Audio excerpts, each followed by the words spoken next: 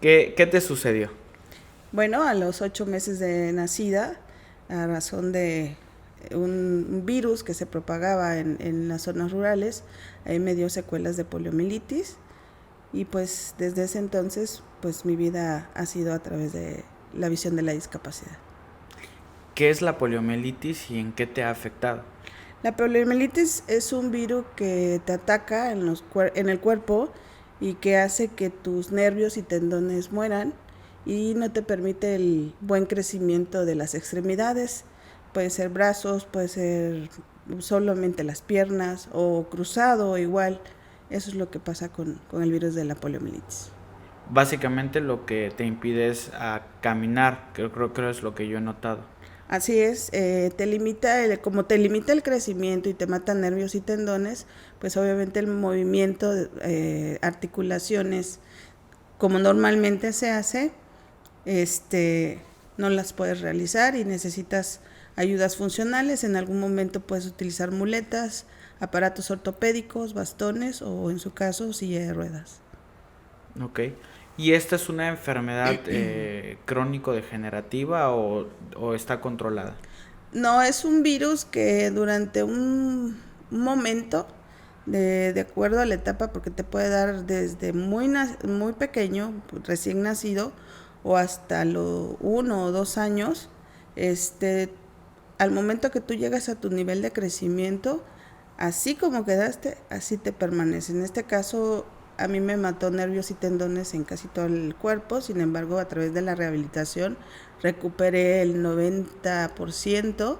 Wow. Sin embargo, pues la pierna derecha, que fue la más afectada, pues no la puedo mover de forma ordinaria, sino que sí necesito una ayuda funcional. Hola, ¿qué tal amigos?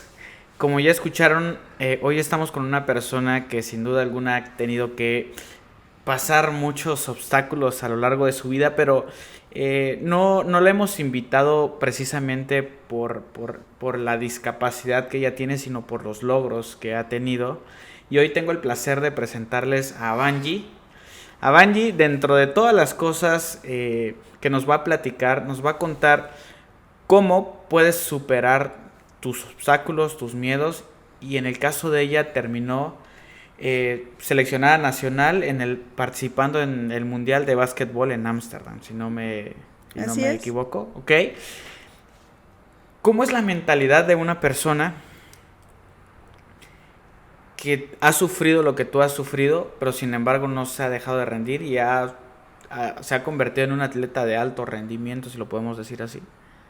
Bueno, inicialmente pues piensas que no podrás hacer las cosas como habitualmente lo hacen las personas ordinarias. Omito mucho la palabra normal, como así nos podemos definir ante la sociedad, pero realmente normales somos todos, ¿no? Claro. Ser ordinario es que tienes tus extremidades y todo tu anatomía está en buenas condiciones y puedes hacerlo. En el caso con una persona con discapacidad, lo primero que piensa es ¿cómo voy a hacerlo? Pues un interrogante que al principio te hace, sin embargo, a través del tiempo te das cuenta que tal vez la forma cambia, pero logras hacer la actividad que tú quieras. Todo lo que tú quieras se puede adaptar a ti. Aquí lo que pasa con la discapacidad es que hace que tu mente se transforme a un doble hámster. Eso te va a permitir a que tú misma vas a encontrar la respuesta a cómo realizar ciertas actividades y a darte cuenta dónde sí y dónde no puedes establecer o puedes realizar una actividad. Por ejemplo, en mi caso, con mi discapacidad, pues al principio caminaba con 2 aparatos, 2 muletas. Y era un poquito escabroso poder desplazarme. Sin embargo, pues comencé a notar que podía yo ver cómo subir un escalón, cómo poner una muleta, dónde posicionar la otra, cómo encontrar un punto de equilibrio, de impulso y seguir. Entonces, la mentalidad de una persona con discapacidad lo que hace al principio es que te nublas, pero con el pasar del tiempo te das cuenta que esa neblina se va borrando porque tú misma encuentras tu forma de trabajarlo y de resolverlo. Fíjate que hay algo bien interesante con lo que mencionas, que es esta cuestión de cuando aprendes a ir desbloqueando poco a poco esos logros o esas metas, sucede algo bien interesante que a mí siempre me ha llamado la atención. En cuestión de las personas discapacitadas que logran vencer el obstáculo mental de soy diferente y no puedo hacerlo. Hay casos bien curiosos de gente que incluso no tienen ni piernas ni brazos, pero son muy exitosos. Y es que me creo yo o me imagino que es el tema creativo que ellos traen del aspecto de ya resolví este problema que es un gran problema, en teoría es un obstáculo grande mentalmente sobre todo, que ya prácticamente plantearse metas ya es algo mucho más fácil o realizable, o ellos a través de la creatividad que han venido desarrollando, la resiliencia, han podido lograr grandes cosas. Y hay muchos grandes testimonios de personas que tienen discapacidad que han logrado grandes cosas. Y no nos vayamos muy lejos contigo. O sea, el hecho de que yo esté sentado frente a una persona que tiene la discapacidad que tú me comentas y que me hayas dicho, pues yo también, yo participé en el Mundial de Ámsterdam, para mí es algo que yo a una persona que sepa que está bien no lo ha logrado, no sé si me explico. Sí, sí, claro. Entonces, esa parte de la mentalidad es lo que me llama mucho la atención. ¿Qué crees que sería de ti si estuvieras, digámoslo, ordinaria, como me comentabas, si pudieras mover todas tus extremidades? ¿Qué crees que sería diferente en ti? Creo que sería un poquito más complicado poder haber llegado hasta donde obtuve estas participaciones. ¿Por qué? Porque muchas veces el ser humano, cuando lo tiene todo, siente que no le es difícil Exacto. encontrar una respuesta para solucionar un problema. Pero no necesitas ser millonario, incluso siendo millonario, rico, teniendo tus extremidades bien, como podemos decirlo, los problemas pueden ser los mismos. Sin embargo, la única diferencia es que te cuesta más entender cómo resolverlo porque no se te hace difícil. Claro. Porque puedes tener la facilidad de conseguir la respuesta a través de una tercera persona. Pero cuando eres tú quien tienes que manejarte solo y decir, ay, ¿cómo lo voy a hacer? Es que tu mente trabaja el triple. Espérate, voy a sentarme un ratito y voy a ver cómo le hago. Porque sé que no tengo el medio, porque sé que no tengo las condiciones, porque sé, o sea, mil y un cosas.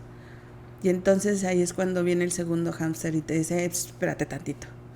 Lo vas a hacer probablemente así. Y entonces ya vienen las opciones, ya vienen las probabilidades. Y ahí es donde tú vas a entender qué puedes hacer, cómo lo puedes hacer y hasta dónde puedes hacerlo. Porque tampoco puedes ponerte en riesgo. Claro. Entonces, si yo tuviera pues una anatomía como ordinariamente lo tiene mucha gente, pues yo creo que igual y ni tendría la visión de haber querido irme a un deporte, ¿no? Sería diferente que si hoy la recuperaras, ¿no? Claro, por ejemplo, claro, o sea, sería como, ay, yo creo que voy a conseguir un amorcillo por ahí, y ya te enfocas a tu hogar, a una cuestión en la cual tal vez el deporte no hubiera sido parte de esta vida. ¿Por qué? Porque para una persona con discapacidad tan importante es la rehabilitación, como también tan importante es sentirte con un logro en el cuerpo. ¿Por qué? Porque nosotros el deporte adaptado no es una rehabilitación. Es algo que te ayuda a crecer como persona, porque cuando tú llegas a ver más deportistas, más discapacidades, dices, uy, no, igual y yo estoy en la gloria, ¿no? Claro. ¿Por qué? Porque como tú dices, y dijiste algo bien cierto, hay compañeros que igual y nada más tienen un brazo y lo demás es un tronquito. Qué feo que se oye, pero sí. Sí, claro, sí. Entonces dices tú, ¿cómo? O sea, ¿cómo? Y los ves triunfando, los ves ganando medallas y los ves, y dices tú, entonces yo estoy bien, yo claro. También puedo. Entonces te das unos topes de realidades muy fuertes, pero creo que si estando tal vez sin la discapacidad, no pudiese ver esa parte de nuestra vida en la cual te puedes dar cuenta que sí puedes lograr lo que quieres, ¿no? Claro, y es bien interesante porque si lo vemos desde una perspectiva, por ejemplo, no vayamos tan lejos. La pandemia presentó un obstáculo para prácticamente toda la humanidad y salieron grandes proyectos y personas que estimularon su creatividad porque encontraron un obstáculo y supieron cómo resolverlo y eso los pudo llevar más adelante. Igual cuando lees la biografía de Steve Jobs, de esos grandes personajes, vas a encontrar primero que vivieron una infancia muy dura. O sea, Sí. Elon Musk de Tesla, la discriminación, todo ese tipo de cuestiones son cosas que vas a encontrar en las biografías de grandes personas, ¿no? El hecho creo que de resolver un reto tan grande al principio en la infancia te hace creer que todo lo demás ya es un poco más fácil. Entonces, y aparte de que como tuviste que aprender a resolver problemas, pues uno tiene una mente que piensa mucho más rápido tal vez o piensa 3 veces más.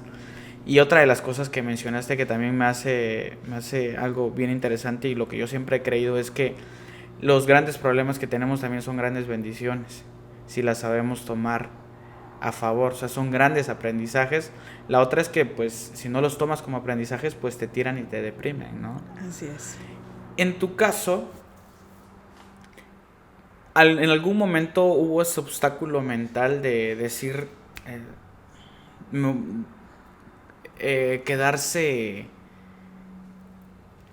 ¿cómo lo podría? Como tú quieras. Sí. Venga. No, porque no significa ninguna mala palabra, nada de eso, pero es como en algún momento tú pensaste que no ibas a lograr nada, en algún momento sentiste esto es una gran maldición, en algún momento tuviste algún pensamiento ¿Negativo? así negativo que dijeras no voy a poder lograr eso que quiero. ¿Te digo la verdad? No. Jamás. Porque si algo tengo que reconocer y, y siempre he sentido ese apoyo, mi familia. La familia para mí es la parte medular de mi existencia. ¿Qué pasa aquí conmigo en el caso? Que algunos compañeros igual no te hayan tenido la oportunidad, pero en mi caso, mis papás jamás me trataron con diferencia a mi hermana. Yo tengo una hermana mayor, somos dos.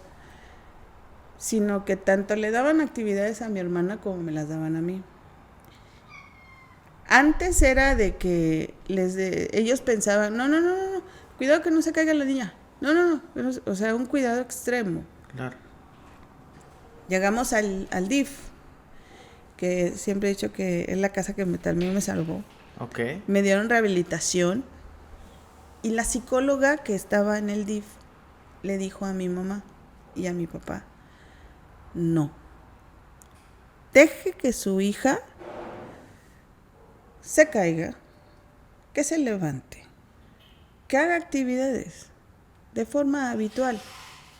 Usted no le limite a su hija porque la va a hacer codependiente de usted y esta niña no va a poder salir sola. Y así fue. La discapacidad que tiene no es limitativa. Ella puede. Y en ese entonces me acuerdo de un episodio que me cuenta mucho mi papá. Mi papá antes fumaba y dejó sus cigarros arriba de un refrigerador. Agarró y me ordenó que fuera por sus cigarros. Ya sabes, mi mamá, ¿cómo es posible que pongas en peligro a la niña y que no sé qué? Y en lo que ellos estaban discutiendo, la niña ya había bajado el cigarro, la cajetilla del cigarro. ¿Cómo la bajé? Bueno, puse una silla, luego puse un banquito. ¿Cómo me subí? No lo sé. Pero eso es lo que yo entiendo ahorita. Nada te va a limitar. Tú vas, ves cómo observas, porque eso sí, tenemos que ser muy, muy buenos observadores para saber dónde vas a pasar, dónde vas a poder poner tu silla, si va a haber o no va a haber.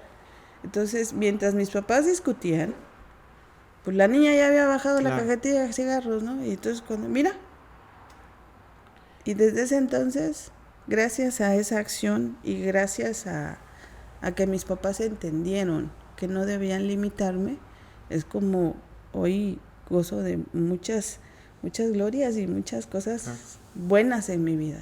Qué buena enseñanza, la verdad. La verdad, sí, es mucho. Hay muchos compañeritos que no tienen familia, Claro. que han salido solitos, pero esa es la parte más extraordinaria. Han sabido salir. Claro. Hoy tienen familias, tienen hijos, tienen una vida plena. Otros que se les ha presentado la oportunidad. Y por qué no decirlo, hay también personas con discapacidad maloras, ¿no? Porque Claro. pues hay de todo. En esta vida hay de todo. Y créeme que hay que saber aprender a vivirla y saber en dónde sí y en dónde no, porque hay que ser también reales en lo que vives. Claro. No podemos juzgar a esas personas que evidentemente pues tal vez no lograron superar ese obstáculo mental de decir Así yo es. puedo, o tal vez sí les dieron todo en la mano y no quiero que se malinterprete, pero por eso tal vez hay personas en la calle que viven pidiendo el dinero, ¿no? Y Así pueden es. realizar las actividades.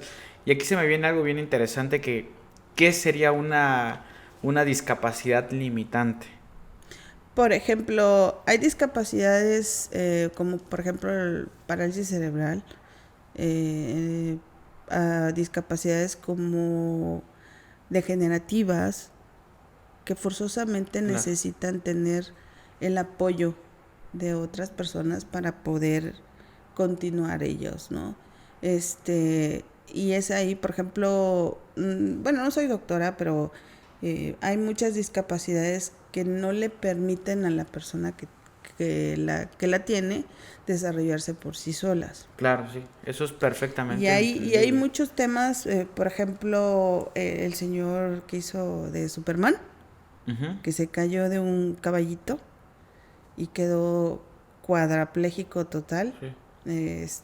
Esas son discapacidades que necesitan el apoyo externo de otras personas pues para poder seguir coexistiendo, ¿no? Yo leí en un libro que se llama, que me gusta mucho, que ahí todavía no lo pongo en práctica, ¿verdad? Pero se llama Club de las 5 de la mañana. Uh-huh. Y en una parte del libro viene la historia de una persona que no sé exactamente, ya lo pondré por ahí la información, pero él fue director de una revista, creo que en Francia, una cuestión así, y de repente, ¡pum!, queda parapléjico. Y lo único que podía mover era pues El ojo. parpadear, básicamente, es lo único que podía hacer.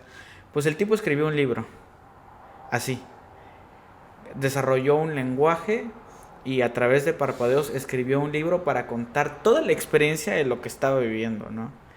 Pero digo, qué interesante cómo las personas pueden llegar a ser tan resilientes que pueden superar muchos obstáculos. Entiendo que ya hay discapacidades que de verdad pues, son imposibles prácticamente de llevarlas y de poder seguir realizando actividades. También nuestro respeto para esas personas que sufren Y eso. fíjate que te voy a contar algo bien padre de una amiga. Ella se llama Magali Miranda y ella es deportista también, ella vive en el Estado de México. Ella tiene amputación, está amputada de las dos piernas. Ella usa silla de ruedas. Jugaba básquetbol y ahorita está en halterofilia. Entonces, se fue a Missouri apenas, hace poquito, y fue a los Juegos Nacionales que fueron en Morelia, y ahorita se va a ir a Chile y próximamente, si todo va bien, se va a los Olímpicos de París. Pero ¿qué pasa con ella? Que es aparte de su discapacidad, de que ella tiene una familia con discapacidad.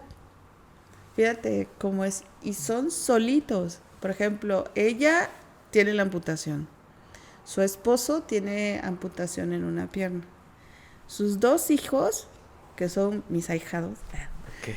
tienen parálisis cerebral. Los dos. Entonces, es toda una familia que sale adelante como no tienes. Yo siendo también parte de la comunidad de discapacidad, vivo realmente asombrada porque son un gran ejemplo de vida, toda la familia. Y ahí es cuando te das cuenta y dices, bueno, espérame, hay discapacidad que ella puede y su esposo pueden salir adelante solos, pero sus hijos dependen de ellos. O sea, ahí vemos la dualidad que estamos platicando de las discapacidades, que necesitan el apoyo de otras personas para existir. Y estamos hablando que las personas que apoyan a los muchachos, porque ahorita ya son muchachos, son sus propios papás con discapacidad. Fíjate qué interesante. Son extraordinarios, la verdad. Cada vez que puedo y los voy a visitar, tienen su departamento, su espacio y están saliendo adelante. Wow. Increíble. Qué increíble. Pues nuestro respeto y un saludo para ellos, por si lo llegasen a ver. Qué padre historia. Yo tenía como varias preguntas. Y hace ratito mencionabas algo antes de que empezáramos a grabar acerca de la inclusión. ¿Qué es la inclusión? Desde tu perspectiva, ¿qué es la inclusión o qué debería ser la inclusión? La inclusión para mí es esa parte de la sociedad que debemos entender de que todo para todos, en igualdad de circunstancias. Si yo voy a realizar una actividad, tengo que ver que esa actividad, si va a ser proyectada a la sociedad, sea para todos los grupos sociales que existen, con discapacidad, sin discapacidad, cuestiones de pueblos originarios, o sea, todo, incluir, todos. Entonces, para mí la inclusión es una parte medular para que la sociedad sea más integral, para que podamos entender a todos los grupos sociales que coexistimos, porque todos hacemos que la sociedad, nuestras normas de vida, nuestras leyes también se muevan a través de las acciones que cada sociedad tiene. Y al tener inclusión, esa es la parte medular que nos va a proyectar como una sociedad totalmente integral, ¿no? Que nos va a permitir pensar también y tomar en consideración y en cuenta a cada grupo social que conformamos nuestra propia ciudadanía. ¿Tú has sufrido de la falta de inclusión? En cierta manera, sí. ¿En qué aspectos? Más que nada, en lo personal, en estructuras. Por ejemplo, rampas, accesibilidades en cuanto a diversos establecimientos o instituciones. ¿Por qué? Porque partimos desde que ese tipo de construcciones fueron realizados súper antes en otras épocas, pero que ahorita igual y con un buen proyecto podemos entender un poquito más de accesibilidad. Más que nada, a mí me ha tocado barreras arquitectónicas. Oye, te hago esta pregunta porque seguramente va a ser algo polémico, sin afán de ofender a nadie, pero ¿qué opinas cuando se habla de un lenguaje inclusivo, por ejemplo? Lenguaje inclusivo para mí es tomar en cuenta también a los compañeritos de los sordomudos, que tienen su propio lenguaje, de lenguajes de señas. También los compañeros de débiles visuales o ciegos que manejan el braille. Entonces, por ejemplo, si te vas a un restaurante, que es muy sonado el menú, pues el menú solamente está diseñado para quienes puedan ver y leer, ¿no? Pero en el caso de si va una persona sordomuda que pueda entender el menú, pues tendría que él saber el lenguaje de señas, pues para poder interpretar y decirle a sus compañeros, porque ellos se manejan mucho en grupos, de qué se trata o qué hay para comer. En el caso de los ciegos, pues no podrían y tendrían que solicitarle a cada rato, a cada persona, pues qué hay o qué desean, o si piden algo y más tarde quieren otro, pues tendrían que volver a preguntar. O simple y sencillamente nuestros compañeros de pueblos originarios, que su lengua es tzotzil o alguna otra lengua indígena, pues que también tengan esa habilidad las personas que manejan, pues por ejemplo, menú como un restaurante, pues ponerlo en su lenguaje, ¿no? Claro, porque eso sí es un lenguaje inclusivo, ¿no? De Inclusivo repente se ha total. desviado a decir, no, un lenguaje inclusivo es hablar abogade, abogada, ¿no? Que de repente como que la gente siento que se ha desviado en En ese ese tipo de tipo. cosas y que realmente lo que es inclusivo en el lenguaje sí lo estamos dejando por otro lado, ¿no? No sé qué piensas tú Claro, acerca de eso.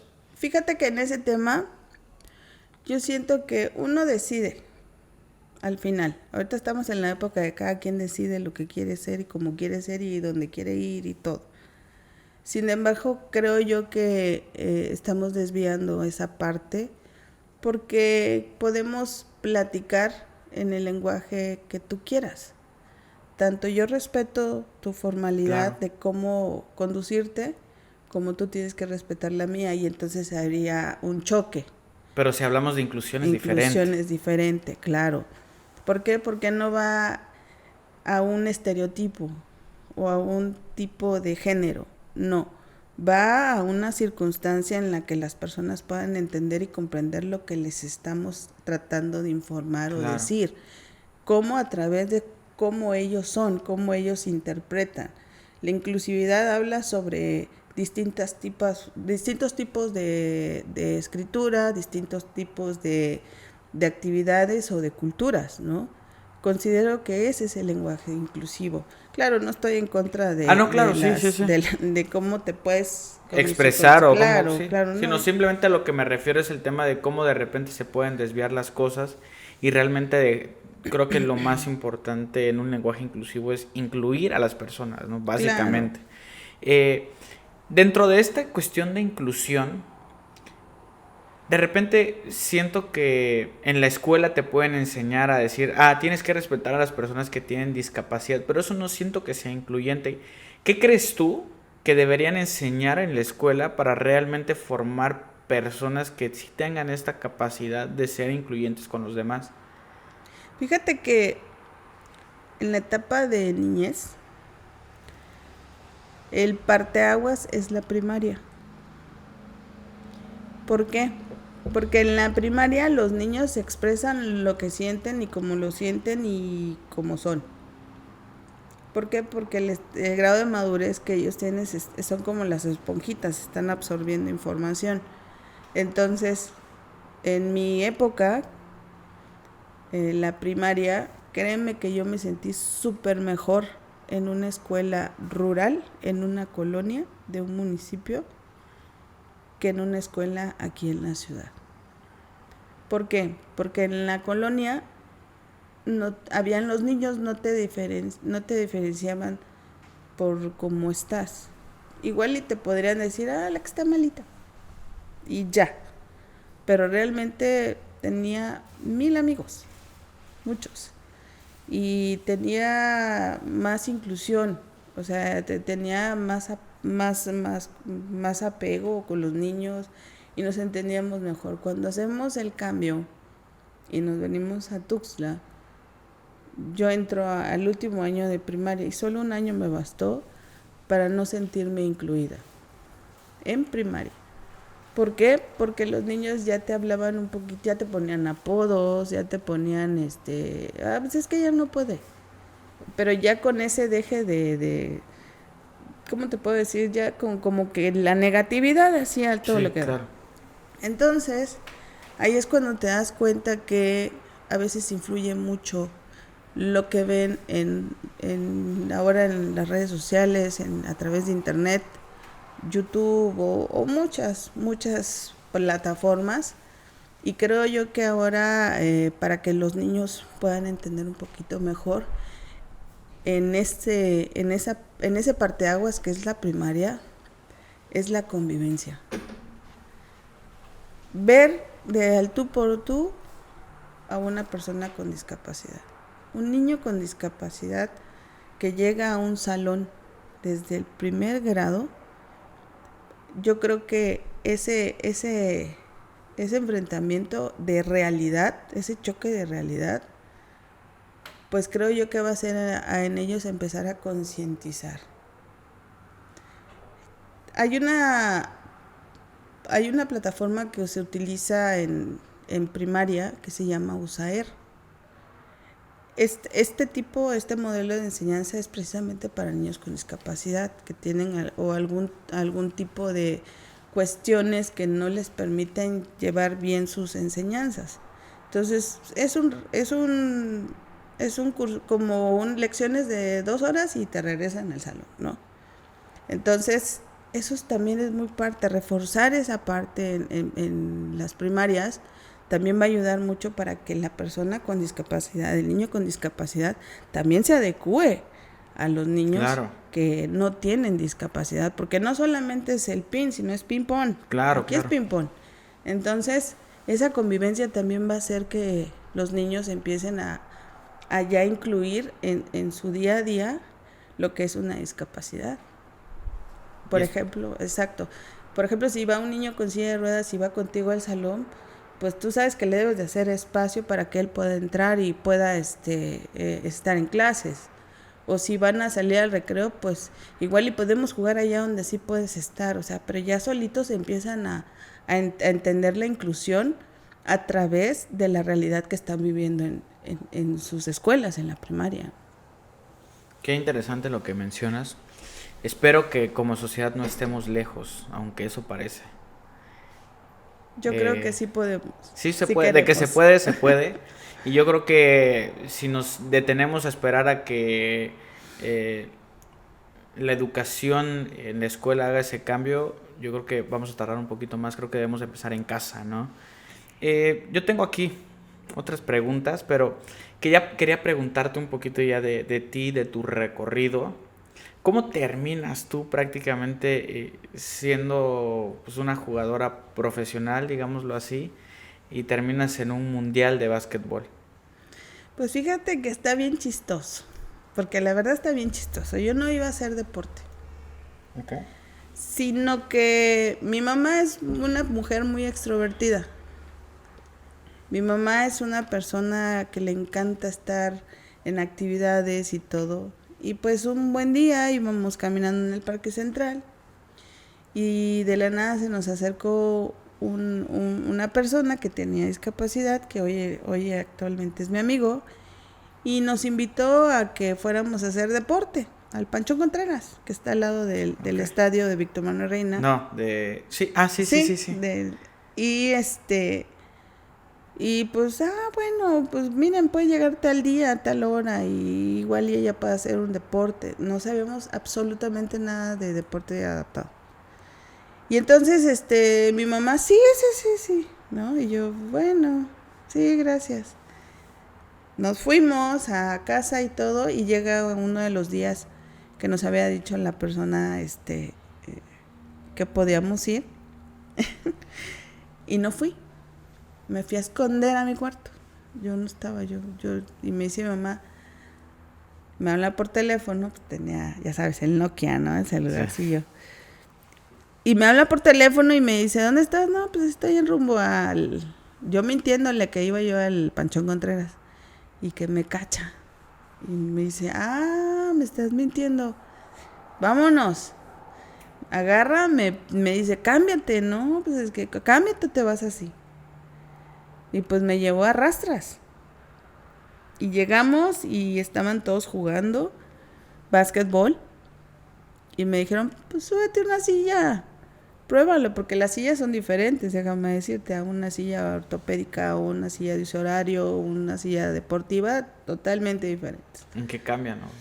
Bueno, en la de básquet es un poquito más alta, okay. Bueno, la que yo usaba era un poquito más alta y las llantas estaban en diagonal. Ok. Más abiertas, más abiertas, pero no solamente te dan estabilidad para correr, sino también protegen tus manos. Ok. ¿No? Entonces, todo tiene su chiste, vieras. ¿Y luego? Entonces, pues me subieron a la silla, pues empecé a echar unos tiros ahí, y desde ese entonces ya nunca me volví a bajar de una silla de básquetbol. El entrenador en ese entonces, hoy finadito, el gran entrenador Francisco Santos Romeros, ahora sí que como dirían, mi estandarte en el básquetbol. Fue quien me enseñó, me entrenó. Estábamos en la selección de mujeres y selección de hombres. Y pues desde ese entonces empezamos a ir a diversos eventos nacionales. Y en uno de ellos pues habían visores para ver quién podía estar en la selección nacional. Y pues quedé seleccionada. Wow. Y pues desde ese entonces estuve más tiempo en la Ciudad de México, en el Centro Paralímpico, entrenando y para cada evento te tenías que ganar tu lugar. Y llegaban compañeras de varios estados y los filtros y entrenar día, tarde, noche. Y si cuando nos fuimos al Mundial en Ámsterdam, pues hasta en la madrugada nos hacían correr el autódromo. Entonces, la verdad fue una de las partes esenciales de mi vida que nunca la voy a olvidar, Claro. porque jamás creí llegar hasta ese punto. ¿Qué sucede? Me gustaría preguntarte, ¿qué pasa por la cabeza de un seleccionado nacional? El nervio, la cuestión esta de que, ¿será que voy a poder? ¿Y si quedo en ridículo? ¿Y qué tal si me señalan y me dicen que no? Y te formulas un montón de cosas, como diciendo que no vas a poder. Fíjate, la incógnita más grande del mundo como deporte.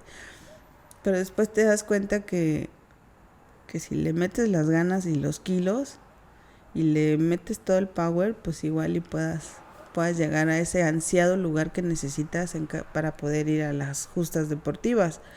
Porque sabías que iban a llamar a más gente. Y si no le echabas las ganas, pues no ibas a quedar. Pues no ibas a estar entre los 12, ¿no? Y tenías que meterle punch, porque si no, yo estuve casi más de un año sin llegar a casa. Y ya teniendo mi profesión, yo soy abogada. Entonces, pues dices tú, ¿y qué voy a hacer? Y luego en ese entonces había ahí una problemática con el deporte porque no teníamos buenos apoyos, no habían apoyos. En una de esas, que hubo como dirías, un time out, o sea, un tiempo, me regreso y me dice mi mamá, literal, no sé cómo le vas a hacer, pero yo ya no puedo, gorda. Tienes 3 meses para conseguir chambita si quieres estar en el deporte, porque los aditamentos son caros. Sí, ¿qué haces? Claro. Entonces pues agarré y lo primero que pensé, bueno, pues voy a ir a tocar la puerta allá en el DIF, ¿no? A ver qué. Y me dan de meritorio y pues ahí no ganas nada. Entonces dije, no puedo así. En una de esas veo una convocatoria para entrar a trabajar a una institución, la Fiscalía General del Estado, y pues me meto a la convocatoria, estamos hablando en el 2007, y empiezo a pasar los filtros. Bueno, y entonces pues consigo el trabajo en Fiscalía y realmente me dieron el apoyo. Empecé a dar a solicitar el apoyo a través del Instituto del Deporte para que me pudieran permitir ir a competir. Entonces, en ese entonces la Fiscalía me dio la oportunidad y me fui. Fue en ese lapso que fue el Mundial para prepararnos, ¿no?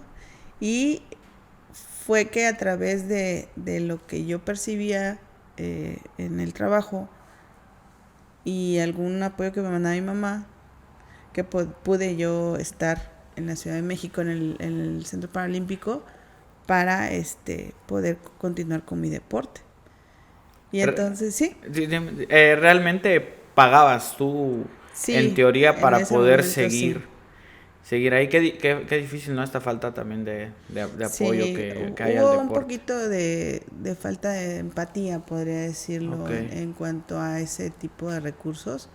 Sin embargo, pues como te digo, a través de los de los cambios a través de estas cuestiones, movimientos sociales y todo, pues hemos avanzado un poquillo en cuanto al apoyo al deporte y más aún en el deporte adaptado. Pero estamos hablando en ese entonces, retrocediendo, que pues yo mantenía mi silla y me compraba y todo, ¿no? Hasta que hubo un momento que a través del DIF me apoyaron para comprarme una silla de básquetbol ya más formal. Okay. Y con esa fue que fui a Holanda, al Mundial. Entonces, créeme, fue una travesía. ¿Y ya en el Mundial qué pasó? Pues fíjate que es bien complicado, es bien nervioso, te da así como que pues, es otro idioma, es otra gente, es otro tipo de vida. Y vivencias que dices tú, no, esto no lo voy a vivir nunca. Y llegamos primero al horario. El horario te mata mortal. La comida. El tema de la comida era así como que no sabías ni qué agarrar. Porque estabas acostumbrada a que agarras una manzana y te la comes y súper dulce y riquísima. Entonces allá la mayoría son como en almíbar, pero con poca azúcar y siempre cuidando y cereales y salchichitas y dices tú, ay, pues bueno, estuvimos allá 15 días, pero no creas que estuvimos de turistas, ¿no? Estuvimos en entrenamientos y en competencias. De repente pues sí te dabas una que otra escapada pues medio para conocer, pero realmente el evento fue un poco pesado, sí, pero conocí muchas culturas de otros países, porque obviamente pues con los equipos que nos enfrentábamos, pues Alemania, Francia, entonces ya decías tú, pues vamos a ver cómo reaccionas, y veías a las mujerononas, ¿no? Ahí. Entonces, la verdad fue una experiencia muy, muy fuerte, muy extraordinaria, Okay. pero que a la vez me dejó mucha enseñanza en el básquet, porque te das cuenta que en México sí tenemos que trabajar mucho en ciertos aspectos del deporte, porque te das cuenta que otros equipos pues tienen otro tipo de dinámicas, otro tipo de entrenamientos, un poquito más de entrenamientos que tal vez tú no puedas entenderlos porque traen su propia actividad, y aparte tienen ligas juveniles y los empiezan a trabajar desde muy pequeños para llegar a ser parte de una selección. Entonces yo creo que si le inyectamos un poquito más al deporte en todos los sentidos, ya sea adaptado o ordinario, creo que México puede ser una superpotencia para enfrentar cualquier evento, cualquier reto, ¿no? Sí, porque hay mucha gente muy capaz aquí. Sí, claro. Nosotros aquí en Chiapas tenemos 2 que 3 representantes, y ahorita hay una chica que está en halterofilia, que le fue muy bien en los Juegos Nacionales. Entonces, hay otros competidores, por ejemplo, Nathan, que también estuvo en un evento internacional en pista. Y cuando estaba yo en mi época, tenemos a Sergio Méndez y Fernando Aceituno, ellos también basquetbolistas. Sergio también llegó a un olímpico, pero hemos evolucionado, ¿no? Ahorita estamos un poquito más grandes, pero todavía ellos siguen en el deporte. Yo, la verdad, regresando del Mundial, decidí tomar ya mi carrera y dejar de lado el deporte. Y pues ahorita ya me dedico a mi profesión y también soy mamá. Oye, pues qué padre experiencia. Yo creo que es muy raro escuchar, como te decía al principio, es muy raro escuchar a alguien que pues, haya sido una seleccionada nacional. Y pues yo creo que independientemente de todo, eres un orgullo para Chiapas. Muchas gracias. De verdad, gracias a ti por compartirnos tu historia. Y pues no sé, te quería dar este espacio, no sé si quieras comentarnos acerca de ese proyecto que traes en mente. Sí, fíjate que este proyecto más que nada está enfocado para que vencer lo que muchas veces como personas con discapacidad en todos los ámbitos, le sufrimos, porque la verdad sí le sufrimos, son las barreras arquitectónicas, así como también que se creen los espacios exclusivos para la atención a personas con discapacidad, y obviamente fomentar políticas públicas para efectos de que podamos tener aún más apertura la cuestión de la inclusión. Una de las partes de este proyecto es que se tome en consideración que cualquier estructura, cualquier construcción que se realice, pues vaya ya por default la cuestión de la accesibilidad para las personas con discapacidad. Básicamente es empezar con ese granito de arena para que empecemos como sociedad a cambiar nuestra visión y tomar en consideración los grupos vulnerables a los que estamos impuestos como sociedad, porque pues como te decía en un principio, cuando podemos hablar de inclusión, podemos hablar de cambios, y cambios benéficos, no solamente a nivel sociedad, sino también en esas normas que nos rigen como sociedad. Ok, qué interesante. Yo sé que por ahí habrá una que otra persona que lo va a tomar también en cuenta, y pues ojalá que este proyecto sí pueda lograr trascender, porque creo que es importante, y tal vez uno como no tiene esos obstáculos, tal vez dice, pues no le da tanta importancia, pero realmente hay personas que sí lo agradecerían muchísimo, ¿no? Que sí facilitaría, hasta que no nos pongamos en los zapatos de ellos va a ser muy difícil que lo podamos comprender. Claro. Realmente. Y realmente tocas una pequeña parte muy importante en este último comentario que acabas de hacer, porque pues nadie estamos exentos de poder tener una discapacidad, ya sea momentánea o ya de por vida. No solamente es a través de un virus o a través de una enfermedad que puedes tener una discapacidad, sino que cualquier actividad que tú puedas realizar y que te dé como consecuencia, o por ejemplo un mal manejo, ahora sí que por azares del destino tu vida tenga que dar ese giro con la discapacidad, pues también ese proyecto está enfocado a estas personas que de momento a momento hay ese giro y claro, podamos nosotros entrar para que pueda sopesar un poquito más y pueda entender su nueva forma de vida, ¿no? Qué noble labor, muchas felicidades. No sé si me haya faltado preguntarte algo o algo que quieras mencionar.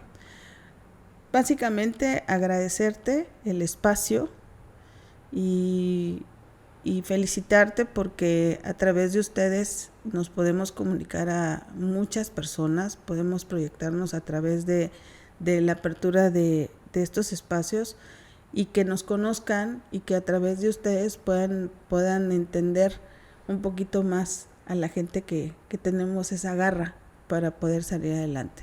Agradecerte por tu espacio y que continúes con este podcast, con este programa, para efectos de que puedan conocer a más chiapanecos espectaculares, ¿no? Así es, muchas gracias de verdad.